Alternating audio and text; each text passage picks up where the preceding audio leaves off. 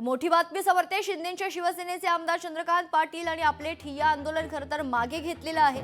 जळगावमधील शासकीय नोकरांची पत संस्थेतील नोकर भरती ही नियमबाह्य पद्धतीने होत नाही, तोपर्यंत तिला स्थगिती देण्यात यावी या मागणीसाठी आमदार चंद्रकांत पाटील यांनी ठिय्या आंदोलन केलं होतं। ही भरती स्थगित करण्यात येत असल्याचे पत्र मिळाल्यानंतर आमदार चंद्रकांत पाटील यांनी आपलं ठिय्या आंदोलन मागे घेतलंय।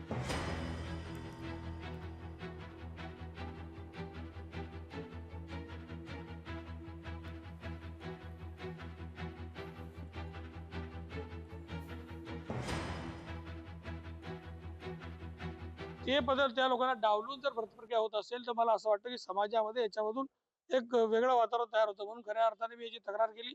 अनेक मुद्दे माझ्याकडे त्याचे आले, मी त्या मुद्द्यांना दिले आणि त्या मुद्द्यांची तक्रार केली। विधानसभेत हा प्रश्न उपस्थित केला, कलेक्टर महोदयांशी चर्चा केली आणि आज बलसाने साहेबांकडे येऊन त्यांना सांगितलं की बाबा ही भरती प्रक्रिया जर होत असेल तर खऱ्या अर्थाने योग्य तरुणांना जे याच्यात लायक आहे यांच्यावर अन्याय होईल। म्हणून तुम्ही त्या माझ्या मुद्द्यांच्या माध्यमातून ती भरती प्रक्रिया तुम्ही थोडंसं चौकशी करा। आणि त्यांनी पॉझिटिव्ह पद्धतीत ते त्यांना पत्र व्यवहार करून भरती प्रक्रिया आता स्थगित केलेली आहे तूर्तपणे। जळगाव जिल्हा सरकारी नोकरांची सहकारी पतपेढी जळगाव या म्हणजे गस पतपेढी या संस्थेची नोकर भरतीच्या संदर्भात आमदार महोदयांनी एक पत्र दिलं होतं। बाबा नामांकित एजन्सी मार्फत सदरची नोकर भरती प्रक्रिया करावी आणि त्यानुसार मग काही मुद्दे उपस्थित केले होते।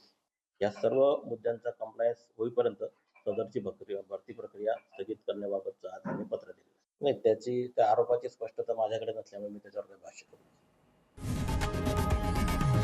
लोकशाही मराठी ऐका, पहा, जागरूक रहा।